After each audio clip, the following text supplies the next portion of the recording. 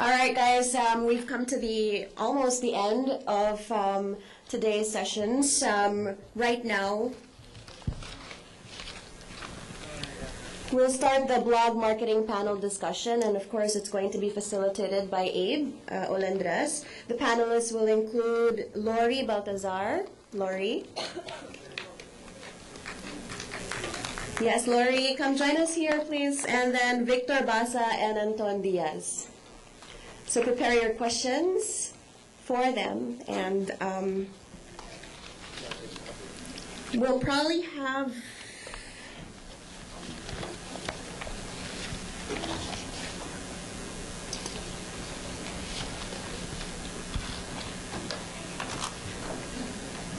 we'll have until 7 o'clock for this before we finally wrap up the day 1 of IMAP Summit 2012. More chairs.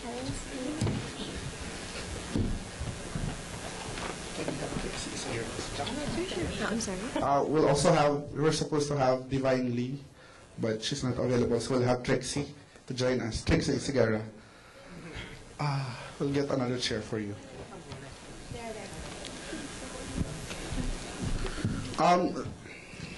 Trixie. So, a really short introduction to our panelist this afternoon. So, I'm sure you know, everybody knows like Victor Basa. VictorBasa.net, fashion lifestyle blog. And then Anton Diaz of Our Awesome Planet. And we have the alluring Lori Baltazar from Dessert Comes First. Trixie Isguerra is the talent manager for Nuffnang. She handles around 30 to 35 blogger talents. So if you have questions, you can just approach the microphone and I'll sign you off. You can have specific questions to any blogger that you like to ask. So I'd like to start off some of my questions. And can you somehow tell me the reason why you started blogging and what's your inspiration to with when you started your own blog? Can we start with Lori? With Dessert Comes First. Hello. Hi, everyone. Well, I started Dessert Comes First way back in 2005. As far as I know, I'm probably one of the earliest food bloggers here in the Philippines. I really just started Dessert Comes First because I'm a professional food writer, and I really just wanted a playground, someplace to share my food reviews and the recipes that I bake. That's essentially it. How about Chanta? Hi, good afternoon. I'm Anton Diaz from Our Awesome Planet. So I started around the same time as Lori, about 2005. And OAP, as most people would call it, is an ongoing story of food and travel adventures of our kids. We started it in 2005 when my first son, Aidan, was born. Now we have 3 boys, Aidan, Joshua, and Rafael. So that was... they are the main audience, no? So we go around. So like last week we went to Subic, went around Ocean Adventure and stuff.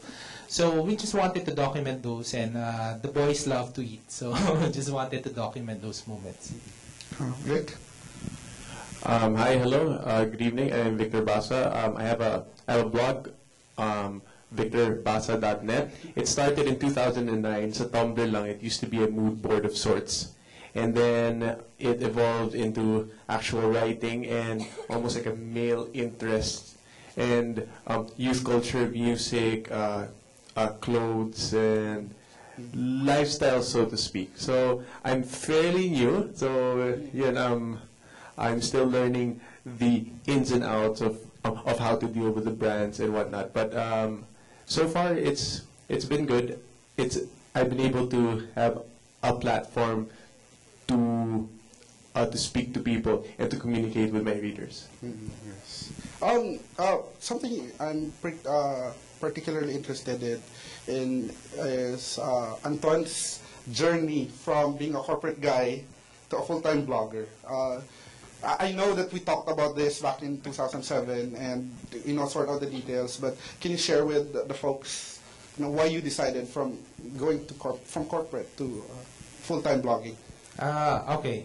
Yeah, that's also an interesting story. I work for one of the biggest multinational company in the Philippines, and I work as an IT guy for PNG Philippines, and I was researching as early as 2004, 2005 on what would be the next level of marketing engagement in the Philippines.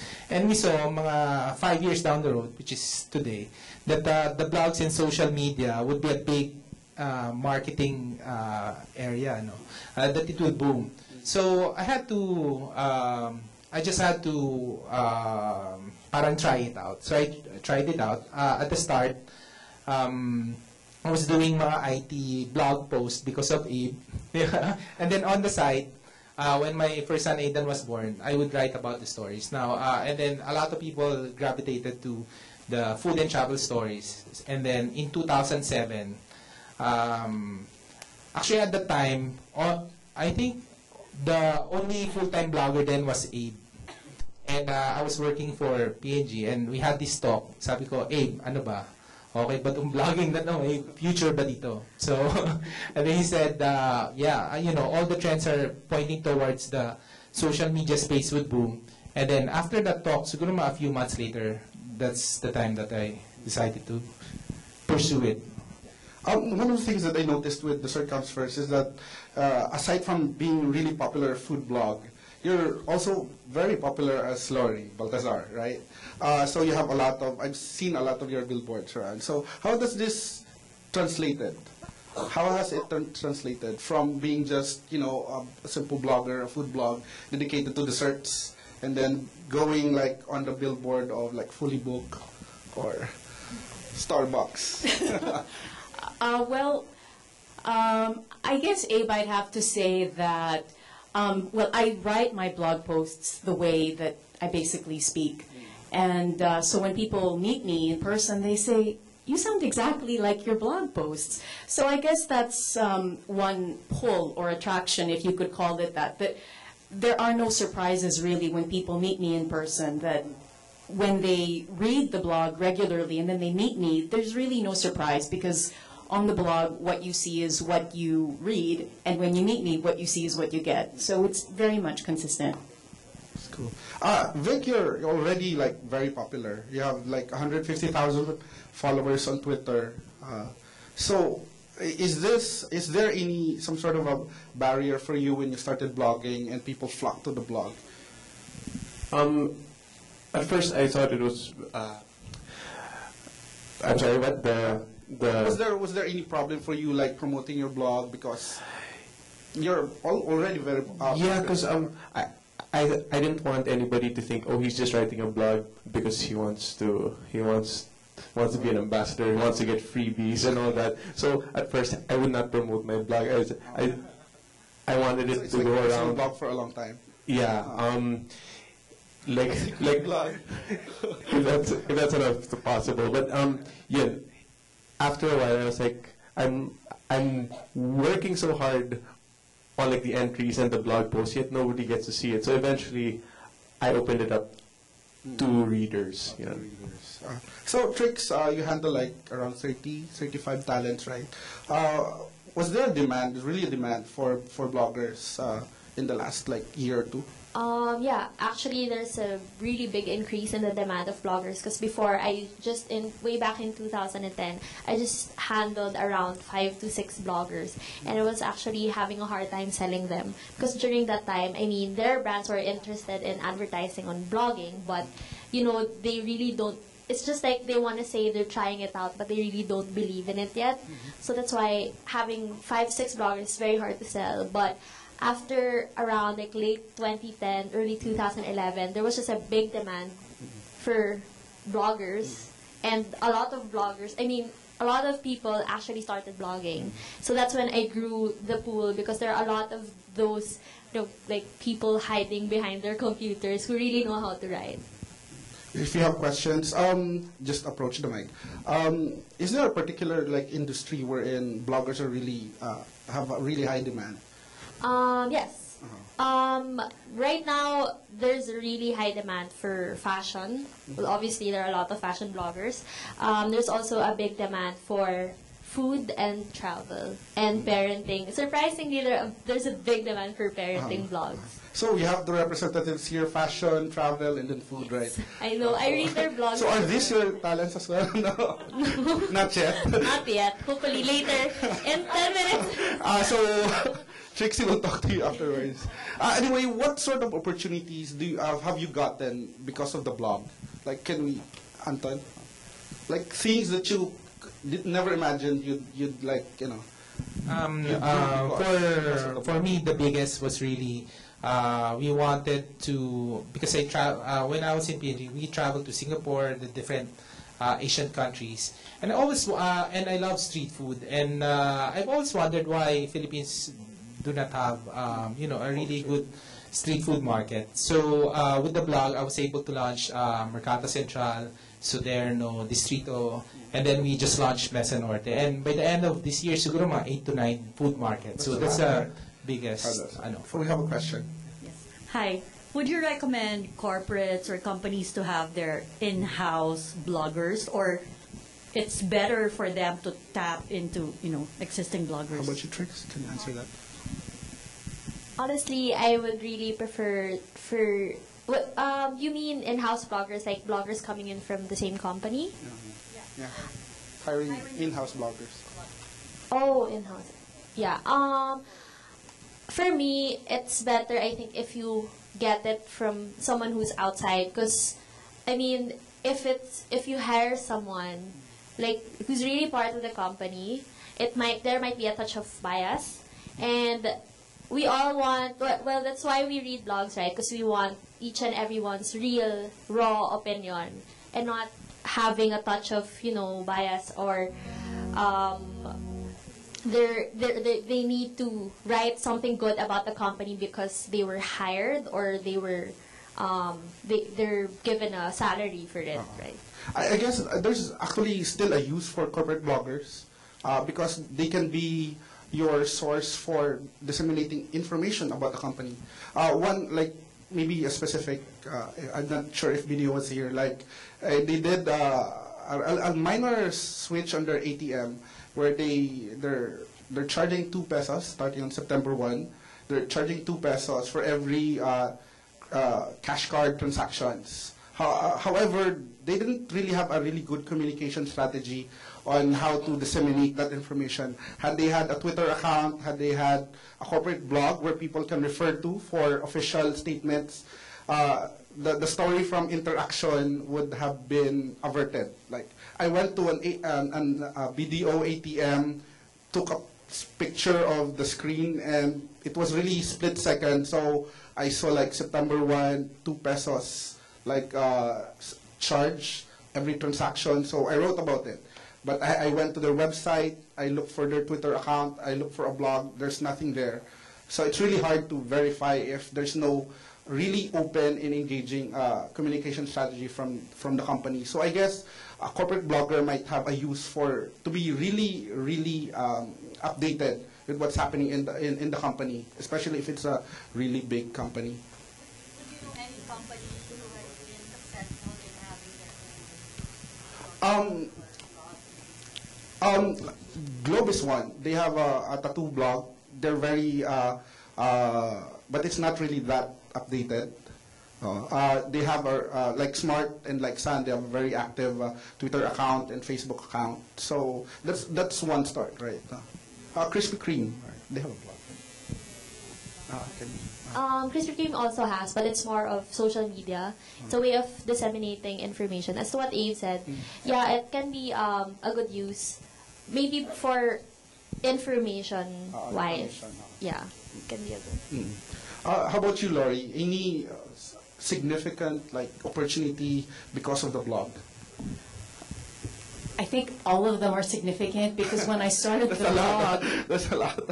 in 2005, Abe, and I'm sure Anton can relate, when we started in 2005, people didn't even know what a blog was. Yeah, that's right. They're like, what's that? It sounds like a disease. So we've really come a long way. Like on your presentation about you're what? A professional booger? No, I'm a professional blogger. So yeah, we've really come a long way, but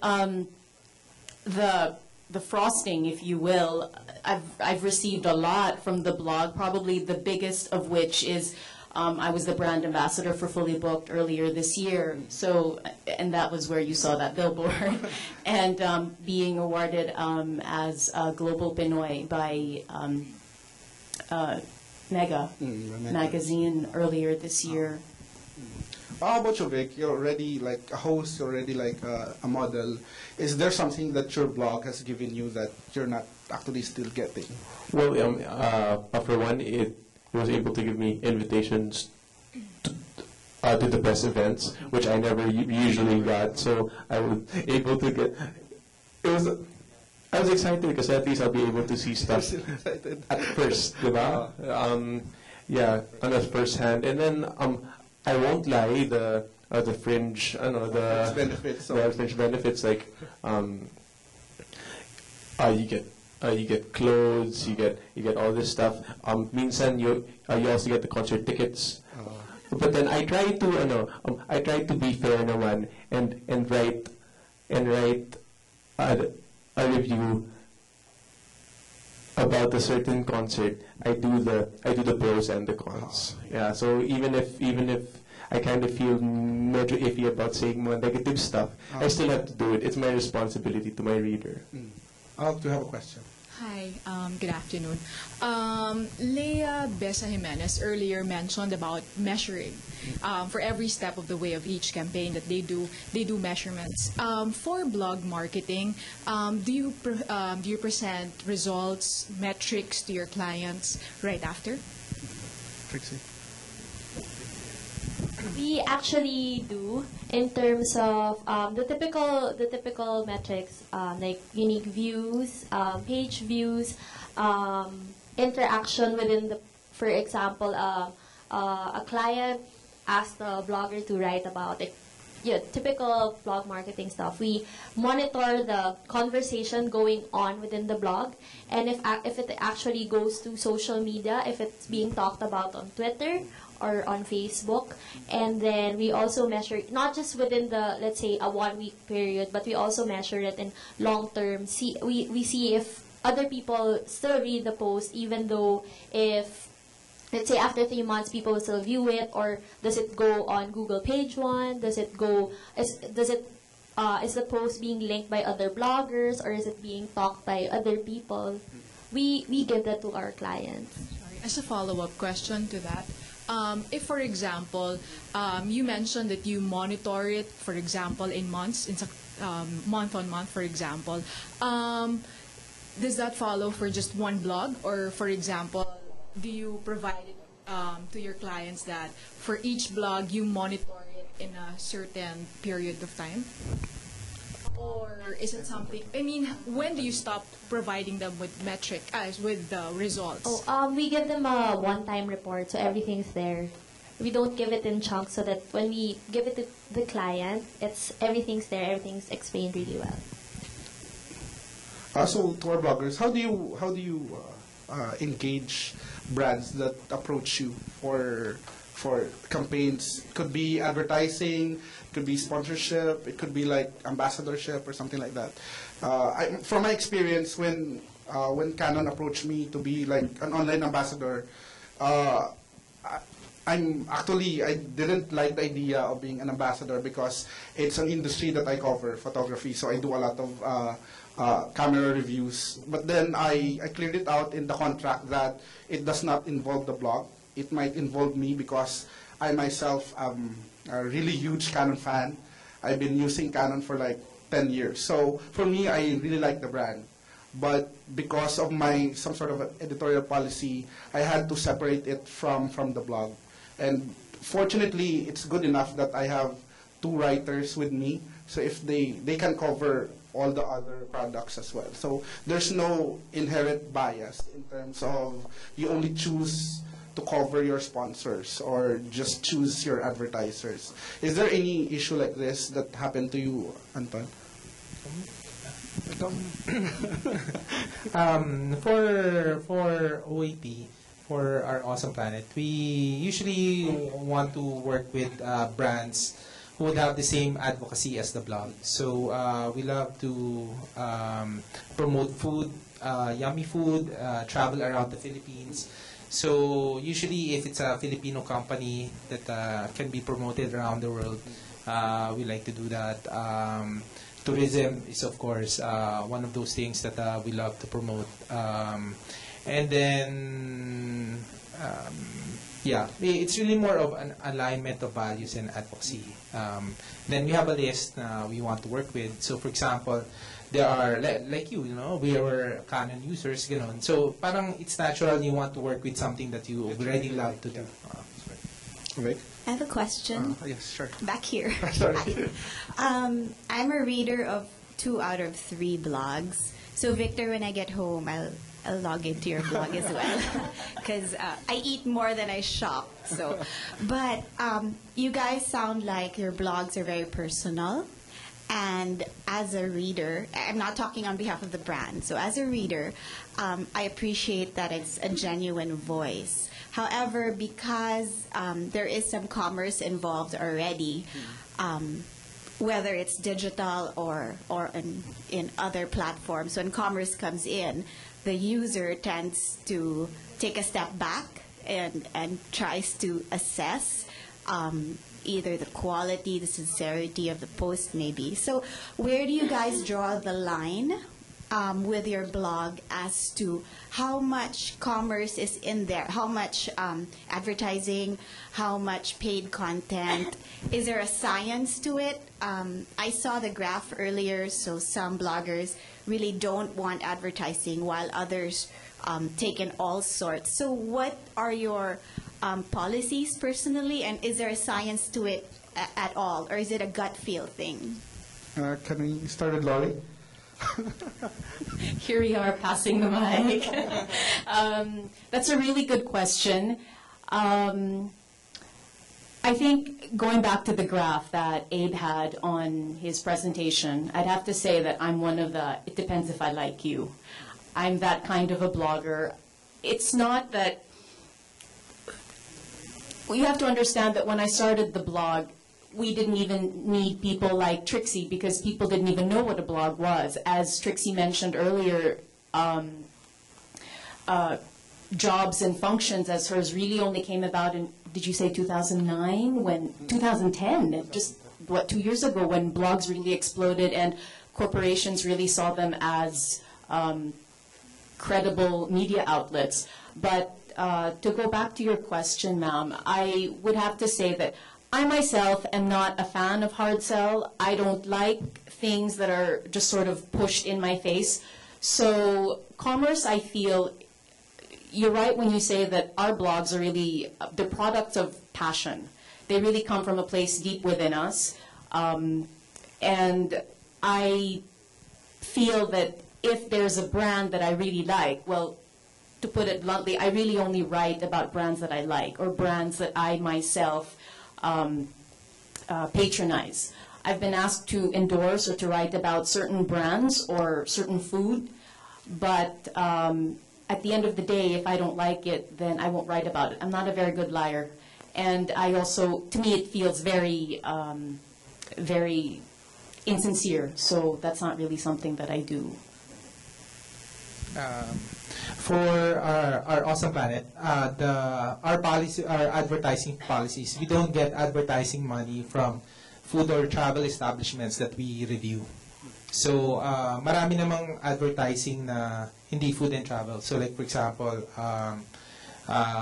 like Soleil, some of my advertisers na Soleil, you know, or San Miguel Beer, or let's say Apple, the tech, Smart, Globe, you know, but not directly related to the food and travel space. So just to make sure there's no conflict of interest. How about you? The structure of my blog, usually, let me just share a little bit. I would have to say it would have to go sa instinct. If you start feeling that your blog's looking like those free advertisement na binibigay sa villages or something, then you have to step back and you have to write your own content na. Although, minsan, of course, as a brand, these mga other brands are able to also give our blogs like a premium. But then, your reader will be like, oh, ano ba to? ito na naman, you're just advertising again. But I have to stick to the content. Like I have a V spotted where I take the photos of people. So it's kind of like a spin-off of them taking photos of me and me taking photos. Yeah. So yun. You just have to draw the line, and yung ano, so number one is you're not supposed to be greedy in this. That's right. So when I started, specific target. My specific target would be the tech industry, and it's no secret that I have a lot of advertisers in the tech industry. If there's a potential conflict of interest, I would always disclose it to my readers, so that they'll be the person to vet if I'm really telling, am I being genuine in my reviews. I even go down to the level of like Honda giving me free full tank of gas and like a stay in Holiday Inn in Clark, just to tell them that this is what I got for driving the car for the whole week. So it's up to my readers to determine if I'm being BS in my review or I'm just being like genuine. Thank you. My follow-up last would be for Trixie. I know you handle a handful of blogs, but in general, can you give us brands more or less some advice for free right now on what are the factors or what are the things we look for? Obviously, it's been said even earlier by the other speakers, number of followers doesn't necessarily mean as much as it used to, because it can be generated, it can be faked. So when we are looking for bloggers to partner with, or maybe do campaigns with, what are the general criteria that you would advise us to look into? Number one would be look for the bloggers who really use your brand, because they're the best people who can really speak for your brand, since they live and breathe your brand. I mean, why get someone who doesn't use your product and force them to write about it, diba? It's better if the bloggers would really speak about your brand through their experience. It's the best, experience is the best teacher, so I guess they can explain the brand clearly to their readers through their experience with the brand or the service that the client offers. And sometimes other brands want to get bloggers who really don't, patronize the brand, or they don't use it. And it's actually a tough thing to do, but you can try, but I think the best would be you have to go with the people who really use the brand. Okay, thanks. Have you encountered like any problems in terms of dealing with brands or actually dealing with readers? Because of course there will be a lot of like critical readers. I get a lot of really critical readers.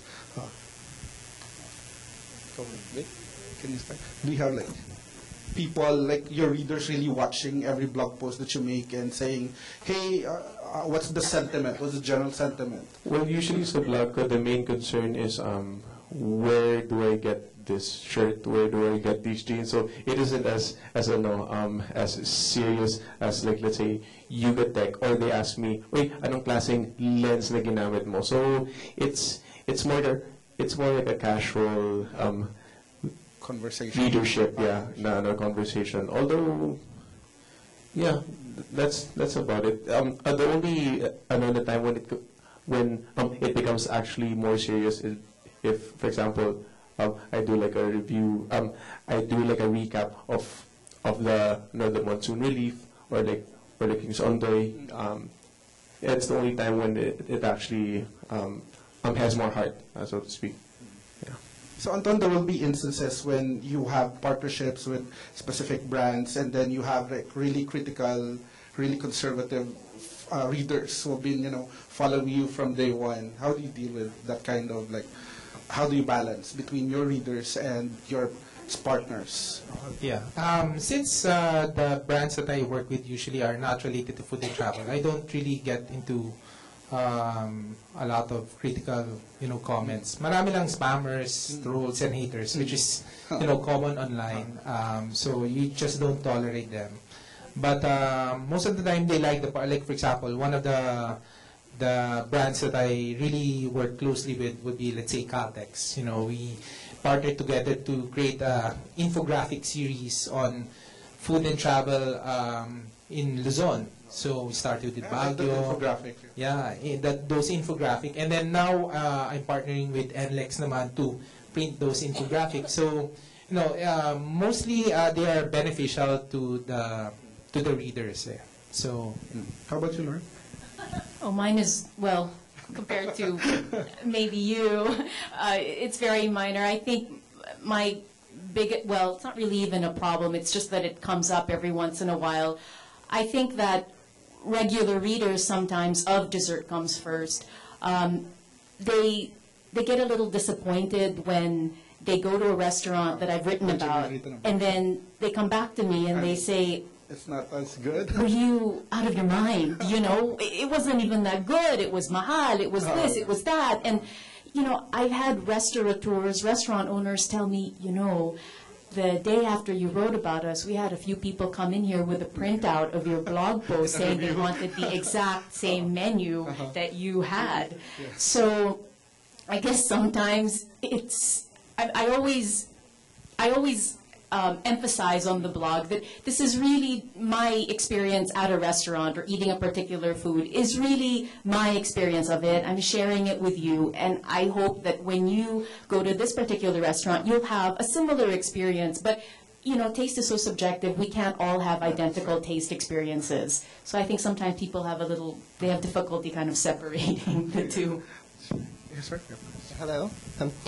My name is Oliver Bayani from Marketing Magazine Philippines, and I think I have a couple of questions, but I'm gonna narrow it down to 3. So number 1 is, it's simple. How powerful can the blogosphere be as a marketing tool? And second, I agree with your comments about blogs and their uniqueness, because that feeling of being genuine is what separates it from, for example, from Wikipedia. That's what grabs people's attention. So if it's hard to strike this balance between corporate ends and retaining your voice, should companies then treat bloggers as a marketing tool, just a marketing tool, or consumers themselves, which has the power for recommendation multiplied more than tenfold? So it's treat bloggers as consumers or just a tool.